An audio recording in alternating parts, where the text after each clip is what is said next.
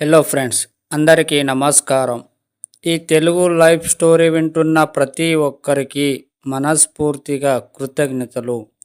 Money మంత్ర universe ఈ స్టోరీలో only డబ్బు గురించి మాత్రమే ఉంటుంది.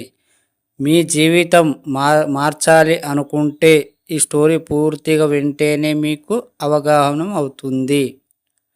చిన్న చిన్న విషయాలు మనకెన్నో నేర్పుతాయి. మనం వాటిని పట్టించుకోము.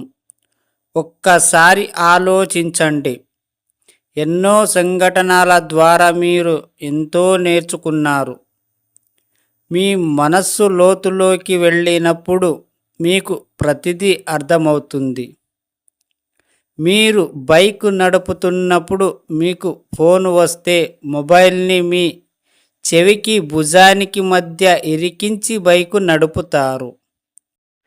ఇప్పుడు మీరు ఫోన్ మాట్లాడుతూ ఎదుటివారికి సమాధానాలు ఇస్తున్నారు. మరి బైక్ ఎవరు నడుపుతున్నారు? స్పీడ్ బ్రేకర్ వచ్చినప్పుడు బ్రేక్ వేస్తున్నారు. ఎంత ట్రాఫిక్లో ఉన్నా చాకచక్యంగా బైక్ దూసుకుపోతుంది. మలుపులన్నీ చక్కగా క్రాస్ చేస్తున్నారు. ఇదంతా ఎవరు చేస్తున్నారు? మీరు మాత్రం ఫోన్ మాట్లాడుతున్నారు, సమాధానాలు ఇస్తున్నారు.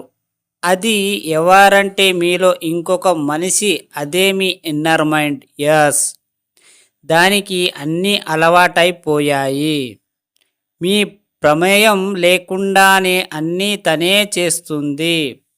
అలాగే మీ యొక్క ఉన్నతికి మీరు గొప్ప గొప్ప ఆలోచనలతో దాన్ని నింపండి. మిగతావన్నీ అది చేసుకుపోతుంది. నాతో కాదు, లేదు, పోదు, చెయ్యలేను ఈ మాటలు దానితో చెప్పకండి. అందుకే ఎన్నోసార్లు చెప్పాను, మీరు చెప్పండి. I can, I have A S. నేను ఏదైనా చెయ్యగలను, నాకు ఎంతో ఉంది. ఈ మాటలు పదే పదే చెప్పండి. అది వాటిని గ్రహిస్తుంది. ఇప్పుడు చెప్పండి, ఈ ప్రపంచంలో మీరు ఏమీ సాధించలేరు. ఇంపాసిబుల్లోనే ఉంది. Impossible. As, everything is a possible in this universe. ఏదైనా సాధించగలరు. మీరు తదేకంగా ఆలోచించినప్పుడే మీరు ఏదైనా సాధించగలరు. మీరు ఏదో సాధించడానికి మనిషి రూపంలో ఇక్కడ జన్మ తీసుకున్నారు. ఈ జన్మ వృధా పోరాదు. ప్రయత్నించండి. మీరేం చెయ్యగలరో అప్పుడే మీకు యూనివర్స్ అవకాశాలను కలిగిస్తుంది. You are the creator. You can create everything but show something. మీరు అనుకున్నది ఖచ్చితంగా సాధిస్తారు. కొంచెం మైండ్ సెట్ చేంజ్ చేసుకోండి. కానిదంటూ ఏమీ లేదు. కేవలం మీ మైండ్ సెట్ ఒకటే చేంజ్ చేసుకోండి. మీ ఆలోచనలు ఎంత గొప్పగా ఉండాలి అంటే అంత గొప్పగా ఆలోచించాలి. ఎందుకు ఆలోచించాలి అంటే అది పదే పదే ఆలోచించడం వల్ల నీ మైండ్, సబ్కాన్షియస్ మైండ్ తీసుకొని నీకు ఆటోమేటిక్ తాను పని తను చేస్తూ పోతుంది. నువ్వు వద్దన్నా సరే అది ఇవ్వడం మొదలు పెడుతుంది. అది ఎలాగంటే సింపుల్గా ఒకటి చెప్తా వినండి.